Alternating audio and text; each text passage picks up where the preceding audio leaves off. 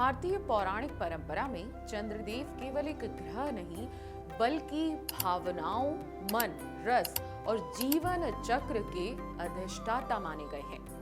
अमावस्या से पूर्णिमा तक चंद्रमा का घटना बढ़ना केवल खगोलीय घटना नहीं है, बल्कि इसके पीछे एक गहरी पौराणिक और आध्यात्मिक कथा छुपी है। यह कथा प्रेम, मोह, असंतुलन, पश्चाताप और शिव कृपा के माध्यम से सृष्टि के संतुलन का संदेश देती है।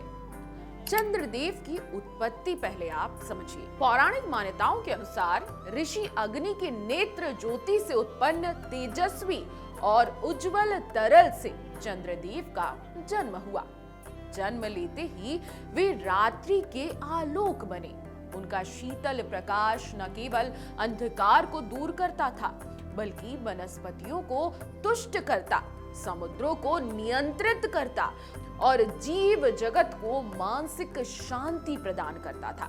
चंद्रदेव की दिव्यता और सौंदर्य से प्रसन्न होकर प्रजापति दक्ष ने अपनी 27 कन्याओं का विवाह उनसे करने का फैसला किया।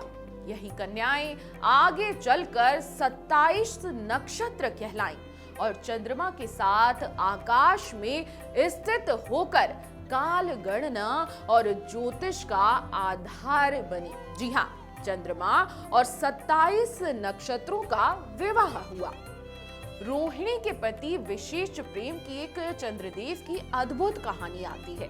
दरअसल प्रारंभ में चंद्रदेव सभी पत्नियों के साथ समान व्यवहार करते थे, किंतु समय के साथ उनका मन विशेष रूप से रोहिणी नक्षत्र की ओर आकर्षित होने लगा। रोहिणी का सौंदर्य, उनका स्नेह और कोमलता चंद्रदेव को अन्य पत्नियों से दूर ले जाने लगा। धीरे धीरे अन्य नक्षत्र अपेक्षित होने लगे। जैसे जैसे चंद्रदेव का प्रेम उनसे घटा, वैसे वैसे उनका तेज भी मंद पड़ने लगा। आकाश की शोभा घटने लगी और नक्षत्रों के मन में पीड़ा भर गई। इस बात को ऐसे समझा जा सकता है कि चंद्रदेव ने 27 नक्षत्रों से शादी तो की थी, लेकिन उनका प्यार बस रोहिणी नक्षत्र के लिए था और बाकी 26 नक्षत्र उनके प्यार के बिना, उनकी दूरी के बिना घटते चले गए। अपने दुख से व्याकुल होकर सभी नक्षत्र अपने पिता दक्ष प्रजापति के पास पहुंची।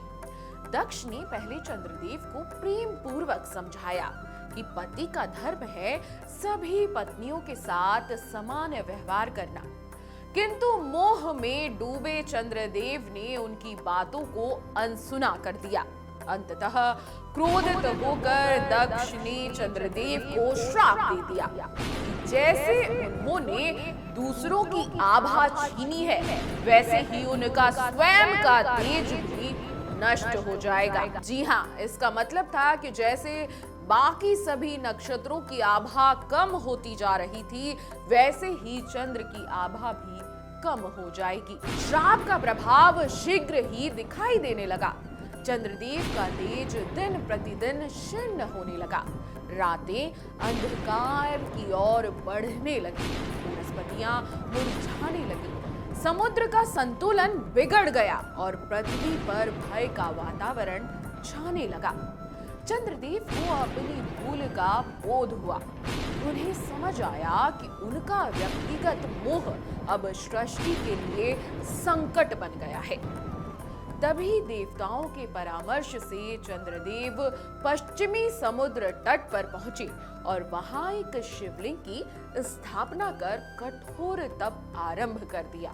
उन्होंने महामृत्युंजय मंत्र का निरंतर जाप किया। न भोजन, न विश्राम, केवल पश्चाताप और शिव भक्ति उन्हें आगे लेती चली गई। लंबे तप के बाद भगवान शिव प्रसन्न होकर चंद्रदेव के सामने प्रकट हुए।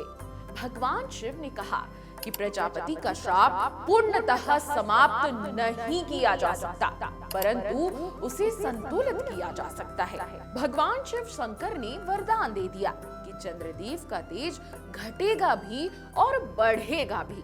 जब चंद्र पूर्णतः क्षीण होंगे वह अमावस्या होगी, और जब उनका तेज पूर्ण रूप से प्रकट होगा वह पूर्णिमा कहलाएगी। इसी से सृष्टि में वृद्धि और क्षय का संतुलन बना रहेगा। भगवान शिव ने चंद्रदेव को अपने मस्तक पर धारण किया और तभी से वे चंद्रेश्वर भी कहलाए। जिस स्थान पर यह वरदान प्राप्त हुआ था वही पवित्र तीर्थ सोमनाथ के नाम से प्रसिद्ध हुआ। जी हाँ, चंद्रदेव को जब श्राप मिल गया था और उनकी आभा क्षीण होने लगी थी, तब चंद्रदेव की तपस्या से भगवान शिव प्रकट हुए और चंद्रदेव को आशीर्वाद दिया। इसी से अमावस्या और पूर्णिमा बनी। यह कथा हमें सिखाती है कि प्रेम में असमानता और मोह केवल व्यक्तिगत दोष नहीं बल्कि सृष्टि के संतुलन को भी प्रभावित कर सकता है। जब अहंकार टूटता है, पश्चाताप होता है और ईश्वर की शरण ली जाती है, तभी करुणा और संतुलन की प्राप्ति होती है। अमावस्या से पूर्णिमा तक चंद्रमा का यह चक्र हमें जीवन का शाश्वत सत्य सिखाता है। हर क्षय के बाद वृद्धि निश्चित है, इसलिए जब क्षय हो रहा हो, जब जीवन में आपके उतार चढ़ाव आए, तो आपको समझ लेना चाहिए कि यही जिंदगी है। जब उतार चढ़ाव आते हैं, जब खुशी होती है, तो दुख भी आएगा ही आएगा, और जब दुख आता है तो निश्चित है कि जीवन में खुशियां जरूर आएंगी। बस आपको एक काम करना है, एक चीज करनी है, भगवान से प्रार्थना, सच्चे मन से भगवान से आराधना। निश्चित ही आपकी हर चीजें बदल जाएंगी। तो ये थी अमावस्या और पूर्णिमा की कथा। इस वीडियो को ज्यादा से ज्यादा शेयर कर दीजिए ताकि सभी लोग जान सकें कि अमावस्या क्यों आती है और पूर्णिमा क्यों मनाई जाती है। अगर आपको हमारा ये वीडियो पसंद आया हो तो हमारे चैनल जीवांजलि को सब्सक्राइब करें